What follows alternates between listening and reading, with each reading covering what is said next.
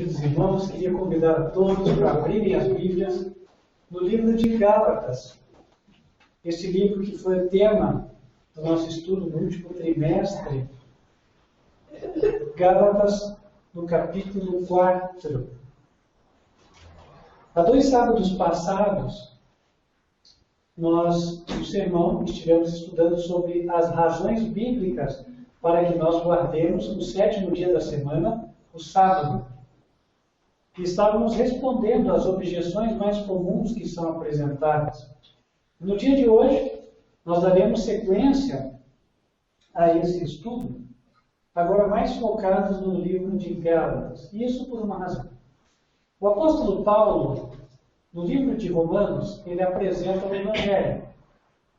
Há 2 sábados atrás, nós estudamos que o propósito do Evangelho é que a justiça da lei de Deus se cumpra na vida daqueles que andam pelo Espírito. Não é verdade? Isso está escrito em Romanos, capítulo 8, verso 3. A história conta que os Gálatas, eles receberam o Evangelho da parte de Paulo, só que em determinado momento, em lugar de olhar para Jesus e confiar em Jesus para que recebessem o poder e obedecessem a Deus, eles passaram a confiar em si mesmos, neles mesmos. E aí, eles caíram da verdadeira experiência cristã. A verdadeira experiência cristã é nós conectados com Jesus, recebendo força de Jesus e andando em obediência.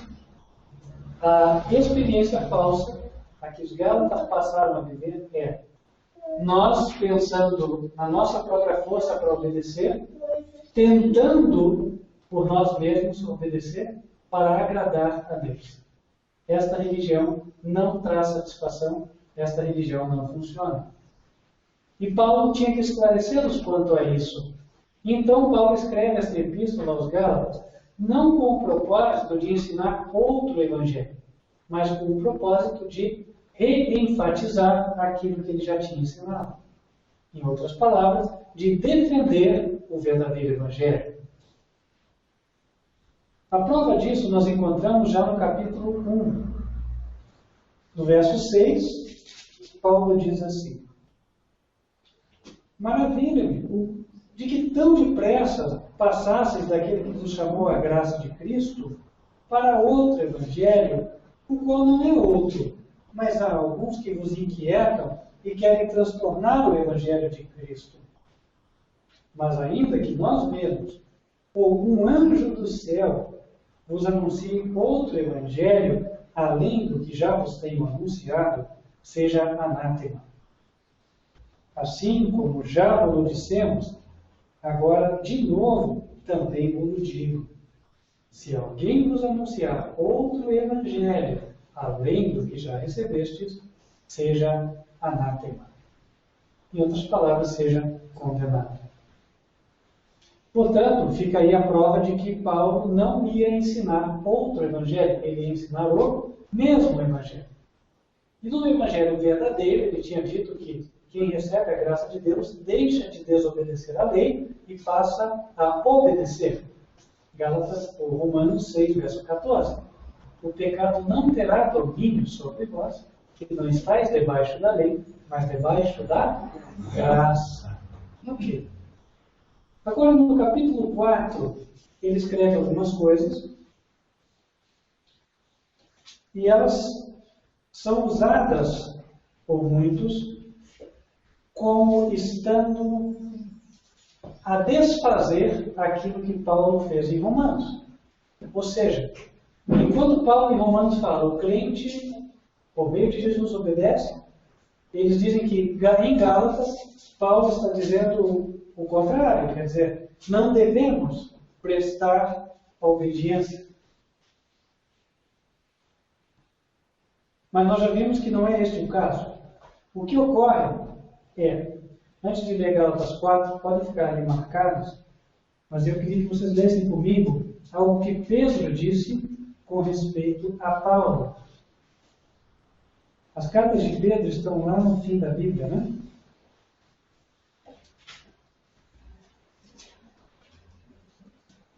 Segunda carta de Pedro, capítulo 3,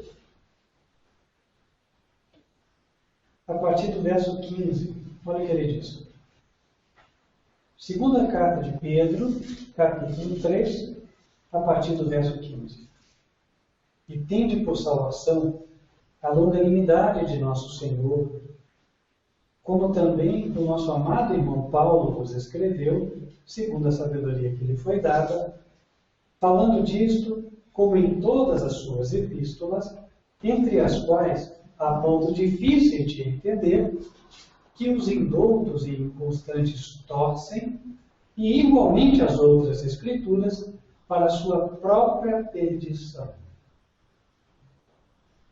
Vós, portanto, amados, sabendo isto de antemão, guardai-vos de que, pelo engano dos homens abomináveis, sejais juntamente arrebatados e descaiais da vossa firmeza. Antes, crescei na graça e conhecimento de nosso Senhor e Salvador Jesus Cristo. Pedro já disse, Paulo escreveu coisas difíceis de se entender, segundo a sabedoria que ele recebeu. E os homens indoutos e inconstantes torcem, ou seja, eles literalmente interpretam mal, distorcem o verdadeiro sentido e aí fazem com que as pessoas sejam enganadas. Isso é o que nós não devemos fazer ao estudar o livro de Gálatas. A Bíblia não se contradiz. Gálatas não pode dizer algo diferente de Romanos. Com isso em mente, voltemos ao capítulo 4 de Gálatas. Desde o verso 1, Paulo diz, Digo, pois, que todo o tempo em que o herdeiro é menino, em nada difere do servo, ainda que seja senhor de tudo, mas está debaixo de tutores e curadores, até o tempo determinado pelo Pai. Assim também nós, quando éramos meninos, estávamos reduzidos à servidão, debaixo dos primeiros rudimentos do mundo. Mas, vindo à plenitude dos tempos, Deus enviou seu Filho, nascido de mulher, nascido sob a lei, para remir os que estavam debaixo da lei, a fim de recebermos a adoção de filhos. E porque sois filhos, Deus enviou aos nossos corações o Espírito de seu Filho, que clama, Abba, Pai. Assim que já não és mais servo, mas filho. E se és filho, és também herdeiro de Deus por Cristo. Mas, quando não conhecieis a Deus, servíeis aos que por natureza não são deuses. Mas agora, conhecendo a Deus, ou antes, sendo conhecidos de Deus, como clamais outra vez a esses rudimentos fracos e pobres, aos quais de novo quereis servir? Guardais dias e meses e tempos e anos, receio de vós que eu haja trabalhado em vão para convosco. Paulo começa a falar da situação da pessoa antes de se converter. No verso 1, ele fala que nós somos herdeiros. Em todo tempo, o herdeiro é menino, ele diz que ele nada difere do servo. Aqui ele está fazendo um comparativo com uma realidade na época. Por exemplo, um homem que possuía muitas coisas, muitos servos, um homem rico, tinha filhos pequenos que não tinham atingido a maioridade. Esses filhos pequenos ficavam sob tutela de servos designados para isso, que eram chamados pedagogos. Daí que vem pedagogia, que é o curso que se faz para cuidar das crianças. Né? A palavra grega era pedagogos. Então, estes servos ou tutores, eles tinham autoridade sobre as crianças, para educar as crianças. Então, embora o menino fosse o herdeiro de tudo, e por direito ele fosse o dono até do próprio servo, naquele momento ele estava debaixo do servo. Tá? Estava ali sendo guiado pelo servo. Verso 3. Assim também nós. O que ele está ilustrando aqui? Nós fomos comprados por Jesus na cruz do Calvário. A liberdade do pecado foi dada a todos nós. Só que desde que nós nascemos na maternidade, nós andamos como meninos, nós não tínhamos essa liberdade espiritual. Por quê? Porque nós não tínhamos dito sim para Jesus. Entende? Enquanto nós não dissemos sim para Jesus, nós não podemos aproveitar a liberdade a qual Ele comprou para nós. E aí o inimigo nos domina. Certo? Verso 3 é o que Paulo diz. Quando nós éramos meninos, antes de nos convertermos, estávamos reduzidos à servidão, debaixo dos primeiros rudimentos do mundo.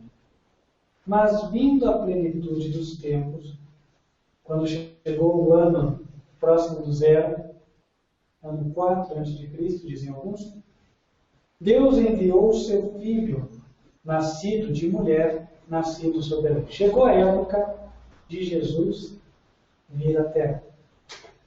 Quando Jesus veio à Terra, ele nasceu de Maria, por isso nascido de mulher. Aqui diz que ele nasceu sob a lei para remir os que estavam debaixo da lei. O que isso quer dizer? Debaixo da lei está todo aquele que desobedece, certo? Porque a lei condena. A lei condena aquele que transgride. Por isso que hoje, na nossa sociedade, existem muitos que estão na cadeia. Estes estão debaixo da lei, correto? Ok. Agora, diz a Bíblia que Jesus nasceu não debaixo da lei. Jesus não era transgressor, certo? Então ele não era pecador, não nasceu condenado pela lei. Mas ele nasceu sob a lei. O que isso significa? Nascer sob a lei. Olha lá, vamos fazer um comparativo?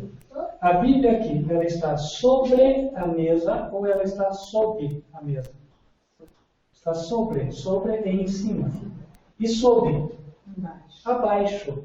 Não debaixo, abaixo. Né? Jesus nasceu sob a lei. Por que Paulo diz isso? Paulo entendia uma coisa. Jesus participou da criação do universo junto com Deus, não é verdade? Então ele é o dono do universo. E assim como o dono da casa, ele faz com que a sua vontade seja a lei da casa, Jesus, como dono do universo, ele era o dono da lei. Ou seja, a sua vontade era a lei. Sabe aquela história? Na minha casa mando eu, para ficar mais fácil. Né? O universo era a casa de Jesus. Ele mandava. Os 10 mandamentos eram a expressão da vontade de Jesus. Então, ele era o doador da lei. Ele não estava debaixo da lei. Assim como o dono da casa, ele diz qual vai ser a lei. Ele nunca está debaixo da própria lei. Certo? Então, Jesus, quando se fez homem, ele voluntariamente se colocou debaixo da lei. Entende? Ele falou, a partir de hoje, eu vou me submeter à regra que eu estabeleci, e eu vou ser uma criatura como vocês. Entende? Então ele se pôs sobre a lei. Ele não virou um pecador, isso não poderia ser, mas ele se tornou uma criatura, como nós. E ele fez isso, no verso 5, está escrito, para nos remir os que estavam debaixo da lei, a fim de que nós recebêssemos a adoção de filhos. E porque somos filhos, Deus enviou aos nossos corações o Espírito de seu Filho, que clama, Abba, Pai. Jesus veio como criatura, nunca pecou, carregou todos os nossos pecados sobre si e morreu. Quando ele fez isso, ele comprou todos nós para ele. Todos foram comprados, antes de nascer. Porque antes de nós nascermos, Jesus levou os nossos pecados na cruz, não é verdade? Então está aí a prova de que ele nos comprou. Independente se nós íamos aceitar a Cristo ou não íamos aceitar, nós já tínhamos sido comprados. Por isso que todos nós somos considerados filhos. Tá, mas então todos vão para o céu? Não. E por que nem todos vão para o céu? Porque Deus respeita a liberdade de escolha de cada um. Quando uma criança nasce na maternidade, é verdade que ela foi comprada e Deus vê ela como filho. Mas agora Deus manda o Espírito para interceder na consciência, certo? E desde o momento em que aquela criança passar a ter consciência, que ela se entender como um indivíduo autônomo, e que ela puder responder pelos seus próprios atos, a partir dali, ela vai decidir o seu destino. De que forma? Se ela obedeceu a voz do Espírito de Deus, a voz da consciência, ou se ela não obedeceu. Vejam que isso transcende a questão de uma igreja, de uma denominação religiosa. Isso tem a ver com o indivíduo, com a relação de Deus com cada pessoa. Deus trabalha de uma forma tão ampla para salvar a todos que nada restringe, entende? Então, tanto o chinês que mora numa terra pagã, quanto aquele que nasceu dentro de uma igreja, ambos têm a mesma oportunidade de salvação. Porque ambos foram comprados por Jesus Cristo e ambos receberam o Espírito. O Espírito é sempre um convite de Deus para que a pessoa aceite dizer sim para Jesus. Para que a pessoa aceite que foi comprada. O ímpio que obedece à voz da consciência, ele disse sim para Jesus. Mesmo sem saber quem era Jesus. Porque dizer sim para Jesus significa aceitar fazer o que é correto. Aceitar obedecer. Isso faz todo o sentido, não é verdade? Isso vai muito além de teoria. E aí, a pessoa vai escolher se ela aceita ser guiada pelo espírito de adoção, esse espírito é chamado espírito de adoção, ou não. É uma escolha. Nós somos livres para escolher. O espírito é chamado espírito de adoção por quê? Porque quando nós aceitamos a guia dele, nós aceitamos Deus como nosso Pai. Entende? Assim como a criança adotada diz, eu quero que eles me adotem. E aí, verso 7. Nós não somos mais servos, e sim filhos. E como filhos, herdeiros de Deus por Cristo. Deus comprou tudo para nós. Deus fez a promessa de vida eterna, prometeu o céu para nós e prometeu a nova terra para nós. Só que nós aceitamos ser herdeiros quando nós aceitamos que o Espírito de Deus nos guie. Isso é aceitar que Jesus guie as nossas vidas. É por isso que em outra parte na Bíblia, no livro de Efésios, o apóstolo Paulo diz que o Espírito Santo na nossa vida, ele é o penhor da nossa herança. Que o penhor é o quê? É a garantia que você vai ter de volta. Não sei se vocês já viram, às vezes passa no jornal, as pessoas correndo até a Caixa Econômica, porque teve um assalto ao banco, então eles foram no penhor para ver se as suas joias estavam ali. Certo? Eles deixaram a joia em troca do dinheiro que pegaram. Mas a joia não é do banco. A joia foi deixada em penhor. Quando a pessoa paga a dívida, ela recupera a joia. Não é assim? Então, o penhor sempre ele é uma garantia de alguma coisa. No caso do Espírito Santo, ele é a garantia de que nós somos herdeiros, de que nós vamos entrar no céu. Então, sabe, não tenha dúvidas quanto à tua salvação. Se hoje você permite que Jesus guie a tua vida, se você está sendo guiado pelo Espírito de Deus, nunca pense, será que eu vou me salvar? A salvação é uma certeza. Enquanto formos guiados pelo Espírito, a salvação é certa. Voltando para cá. Verso 8. Mas quando não conheceis a Deus, servis aos que por natureza não são deuses. Na prática, ele está dizendo o seguinte: quando a pessoa não disse sim para Jesus, não conhecia o plano de Deus para a sua vida, ela fazia o que entendia ser certo, certo? Então, cada um tem o seu próprio ídolo. O ídolo pode ser aquele que você coloca em casa, pode ser uma estatueta, o ídolo pode ser o futebol, o ídolo pode ser o grupo de rock, o ídolo pode ser um grupo de música, pode ser, às vezes, o filho, o pai, certo? O ídolo, cada pessoa tem um tipo de ídolo. Pode ser o cônjuge, pode ser o namorado, a namorada, né? Isso depende. O ídolo tem a ver com o grau de importância que nós conferimos a determinada coisa. Aí ela se torna ídolo.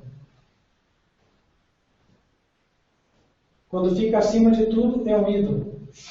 Verso 9. Mas agora, conhecendo a Deus, ou antes, sendo conhecidos de Deus, como tornais outra vez a esses rudimentos fracos e pobres, aos quais de novo quereis servir? Guardais dias, e meses, e tempos, e anos. Neste caso, os Gálatas tinham sido influenciados por um grupo de pessoas chamados judaizantes. O que os judaizantes faziam? Eles idolatravam o seu conjunto de normas.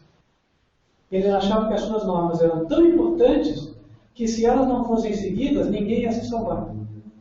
E a prova disso nós encontramos em Atos capítulo 15. Vamos dar uma olhada lá? Atos capítulo 15.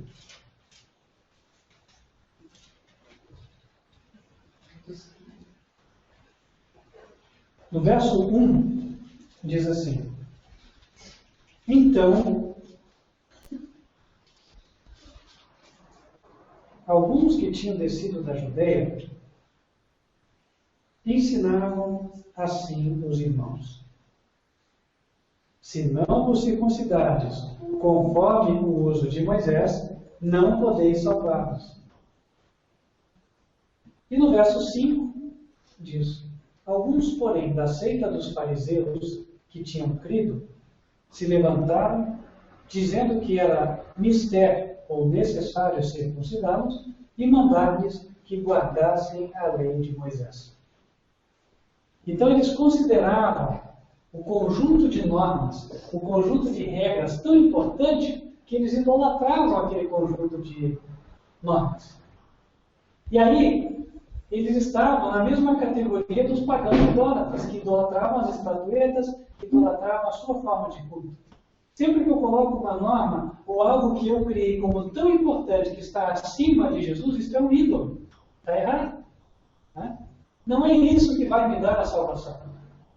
E aqui o apóstolo Paulo, ele aborda esse aspecto, ou seja, olha, se você colocar a necessidade de cumprir a norma como estando na frente de você receber a Jesus para a salvação, você não vai chegar à salvação. Porque a salvação só vem por meio de Jesus Cristo. Eu devo receber a Jesus em meu coração. Se eu receber a Jesus, tudo está bem. Quando eu recebo a Jesus, Jesus vai me fazer obediente. Vai ou não vai? E por que ele vai? Porque, em primeiro lugar, Jesus guardou os mandamentos de Deus. Isso todos concordam, na verdade? Jesus teve uma vida perfeita. E em 1 João, capítulo 2,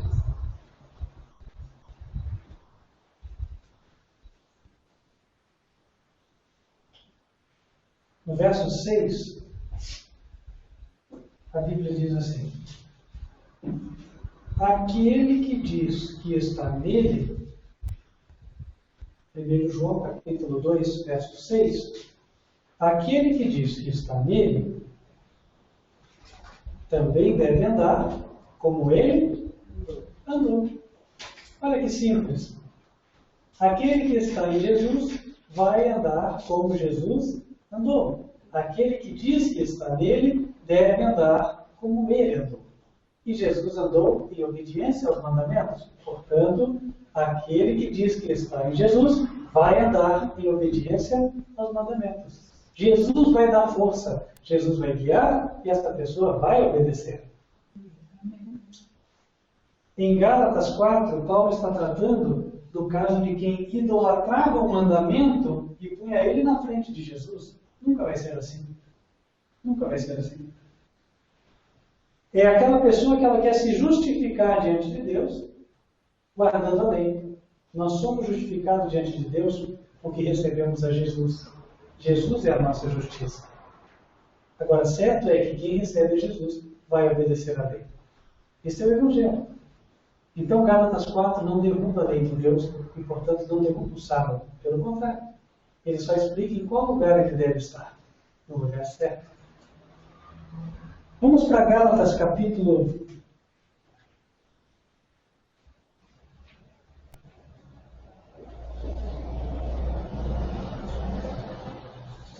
5, capítulo 5, verso 4.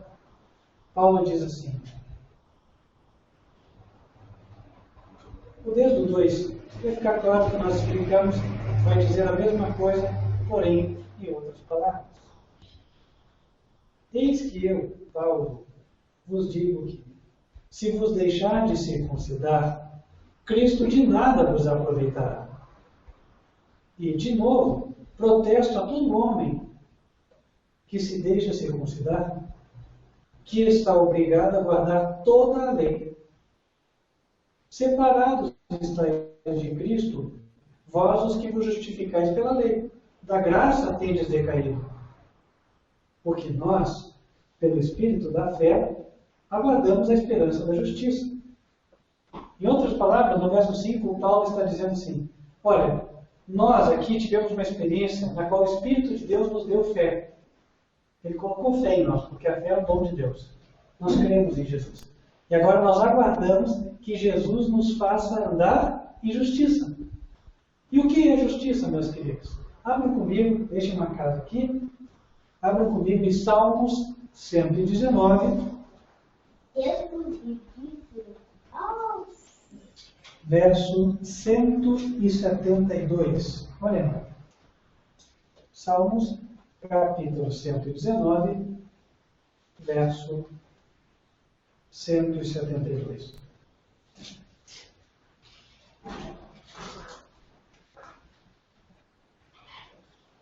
A minha língua, diz ele, a minha língua falará da tua palavra, pois todos os teus mandamentos são justiça. Então, aquele que recebe a Jesus, aquele que aceita Jesus, o que acontece com ele? Ele tem a esperança de estar em obediência a todos os mandamentos. O que em Gálatas diz: nós, pela fé, pelo Espírito da fé, temos a esperança da justiça. Temos a esperança de andarmos em perfeita obediência. Por que é esperança? Porque quando nós aceitamos a Jesus hoje, nós não somos transformados para a perfeita obediência em 24 horas, não é verdade? Nós não vamos ser amanhã como Cristo, que nunca mais era o alvo. Mas a cada dia nós vamos nos tornando mais semelhantes a Ele. Nós vamos nos tornando obedientes àquilo que Ele já nos ensinou. E aí há um crescimento. Esse crescimento é chamado de santificação. A cada dia eu sou fiel a todo dever conhecido. Mas a cada novo dia Deus me revela novos deveres.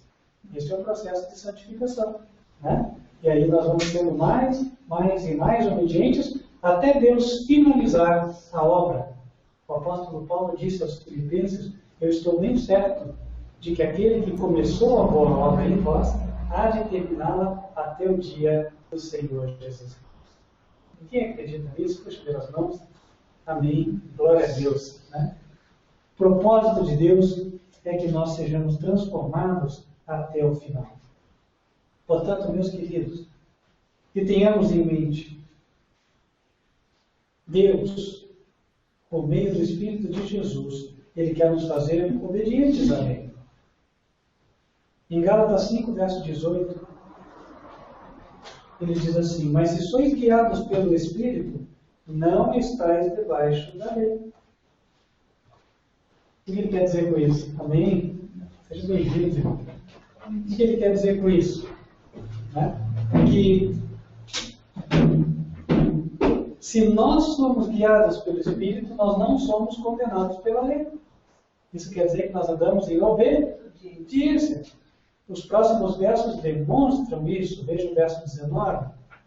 Porque as obras da carne são manifestas, as quais são prostituição, impureza, lascívia, idolatria, feitiçarias, inimizades, porfias, emulações, iras, pelejas, dissensões, heresias, invejas, homicídios, bebedices, plutonarias e coisas semelhantes a estas, acerca das quais vos declaro, como já antes vos disse, que os que cometem tais coisas não herdarão o reino de Deus.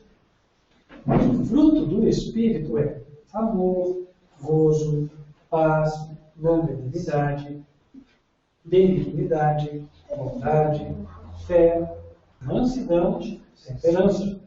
Contra essas coisas não há lei. Isso quer dizer, o Espírito nos leva a fazer o que está em harmonia com a lei, aquilo que a lei não condena. Entende? Então, que ninguém entenda, a partir do livro de Gálatas, que está aqui uma prova da lei ter caído. Pelo contrário, a lei permanece tão viva como sempre esteve. Por quê? Não fosse assim, nós estaríamos numa baderna, numa anarquia. Por exemplo, todos concordam que hoje não se deve matar, não é verdade? Este é o 6º mandamento da lei. Não se deve adulterar, não se deve dizer falso testemunho. Todos esses são mandamentos da lei. Da mesma maneira que o 4º mandamento, lembra-te do dia do sábado para o santificar. Então, todos os mandamentos devem ser obedecidos. Por quê? Porque Deus os colocou como eternos para o nosso bem, para a nossa felicidade. Sendo assim, meus queridos, que nenhum de nós se desvie da senda correta. Nos entreguemos ao Senhor Jesus. Deixemos que Ele nos conduza pelo caminho da obediência. Amém? A lei não caiu, continua em vigência. E ela vai ser escrita no coração de cada um que aceitar a Jesus. Amém? Amém. Vamos estar orando, então, por todos vocês que vieram, para que Deus possa escrever a lei nos corações de cada um pelo seu Espírito. E por você também que nos assiste na internet, para que Deus também te dê esta bendita experiência. Amém? Vamos nos colocar de joelhos.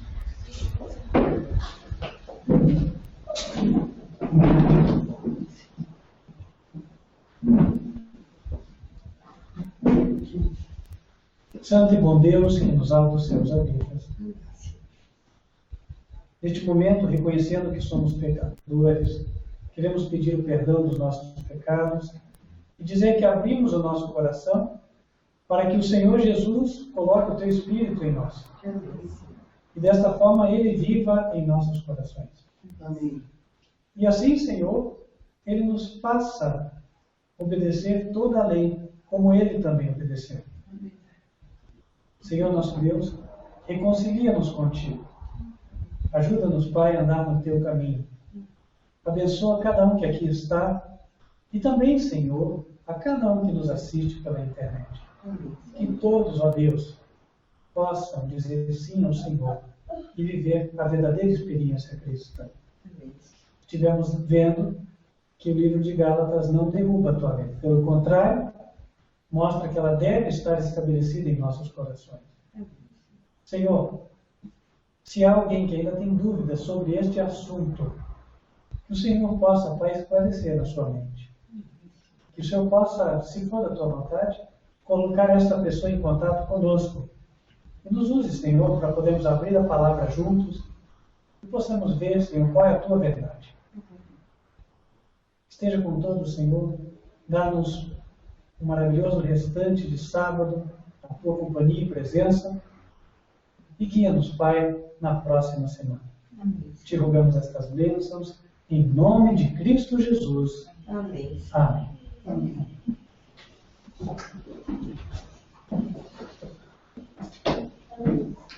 Nós estamos chegando ao final, mas estamos felizes por termos podido compartilhar um pouco da palavra de Deus com você que nos assiste. Queria te convidar para que continuasse nos assistindo nos cultos de quarta-feira. Nós transmitimos a partir de 8h20 da noite, horário de Brasília. Lembre-se que estamos no horário de verão, então é 1 hora na frente. Ajuste o fuso para você não perder a programação. E no próximo sábado também voltaremos a transmitir a partir de 10h30 da manhã, também horário de Brasília. A transmissão se dá pelo site advertenciafinal.com.br ou pelo canal YouTube, youtube.com/TV Advertência Final. Lembrando a você que está em Curitiba e região, que o programa Advertência Final vai ao ar na CNT, emissora CNT, canal 6, a partir de 10:04, de segunda até sexta-feira. 10:04 da tarde. Não perca!